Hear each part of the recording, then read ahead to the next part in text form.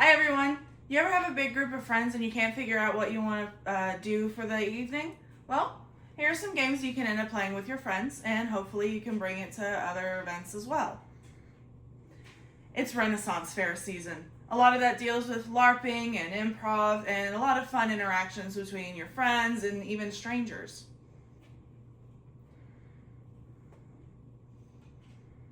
Improv? I keep saying it, but what is it?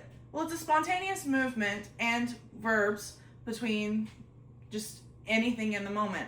Technically, every daily interaction you have with your friends, your coworkers, or otherwise is improv because you're making it up on the spot.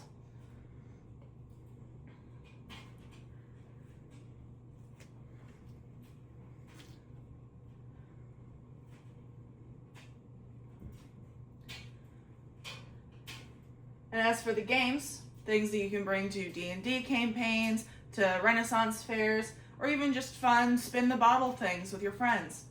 You can do anything from alliteration all the way down to sit, stand, lie down.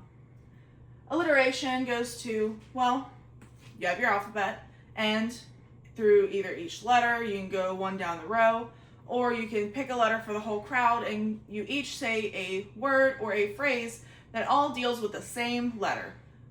For example, for A, someone says apple, someone says advice, and it just goes down the line. You can either do it in ABC order, randomized, or you can pick a letter out of the hat and everyone gets to figure out which letter you're saying. For a backwards interview, you take your group of friends, someone's the interviewee, someone's the interviewer, and you basically start the interview at the concluding where you're saying your goodbyes. Then you work all the way back until you're saying your hellos, and then that's the end scene. For bartender, this one's a funny one.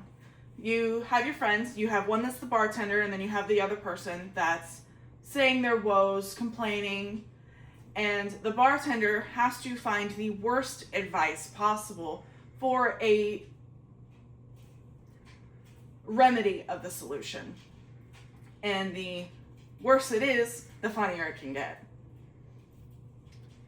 Bedtime story. I can't really think of the movie that this is the most like, but the way that bedtime story is you have one to two people that are the parents, and then one to two people that are the children, and the parents start telling a story, and then the kids can either interject with something that they want to, and it can go along the lines of, oh, this night went to Dunkin' Donuts and found a police officer and saved him from a dragon that was named Ronald McDonald.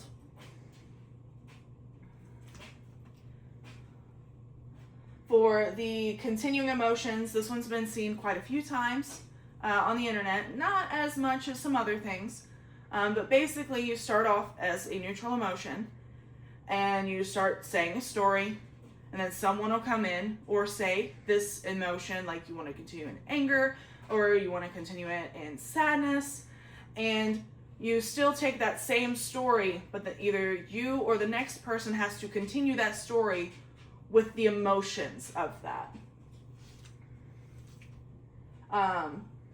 Fortunately, unfortunately, you could go, fortunately, I got an A on my test. Unfortunately, we just lost the house. Morbid, but you have one person that goes fortunately, next person goes unfortunately, and you can either go as morbid or as funny or even as accurate as possible. And then sit, stand, lie down. That's a fun mental challenge. You take 3 people, or 6, depending on what you're wanting to do, and for the set of 3, you have one person sitting, one person standing, one person lying down. There has to be one person in that position at all times. So if you have the person that's sitting to go lay down, that means the other 2 people have to adjust accordingly to make sure there is still one person sitting, standing, and then lying down. All in all, it doesn't have to be perfect. You want to have fun with it. And it's just a game for laughs and giggles, and it'll help create mental challenges for you and your friends for situations later on.